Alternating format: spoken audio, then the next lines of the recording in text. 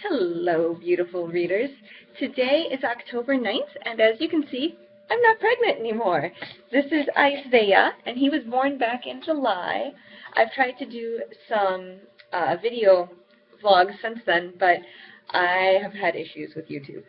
So this is my webcam attempt to do a review. I have read during the time I was away Graceling by Kristin Cashore. As you can see, this was actually a clearance purchase. So even though this was her debut novel, I was a little bit behind the eight ball getting to this one. But the story itself is set in a land called the Seven Kingdoms. And in these Seven Kingdoms, there are people who are born with what they call grace. Grace is some kind of extra ability, whether that's being able to swim really fast, or sometimes, like the main character is graced with the ability to kill, or sometimes it's combat, things along those lines. The way you can tell a person is graced is by the color of their eyes. They will have one color, and then the other will be something completely different. So when those eyes turn color, they get sent off to be part of the king's guard, or what have you, and get raised with the king until they find out what the grace actually is.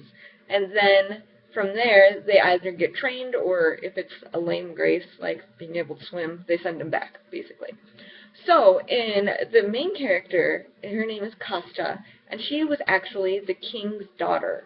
So when she was born, and they saw that she had this grace, she just got to stay there. But then they found out that her grace was killing. And so since she had this killing grace, they didn't quite know what to do with her. Since she was the king's daughter, she got to live. Normally, if it was a female with such a grace, they would have gotten rid of her. But she got to live, but then her dad died, and his brother took the throne, and his brother's kind of a jerk. So she's been going around playing his killer for quite some time, and she doesn't like it. She wants to do something else. But she doesn't know, she can't stand up to the guy. I mean, it's the king and her brother, and she kind of is at his mercy. So she's trying to figure out how she can possibly be the person she wants to be in spite of this grace that she's been given. And along the way, she meets a person named Poe, who is a combatant. He has the grace of combat. And so she doesn't quite know what to do with him, but she likes him, and they get along just fine.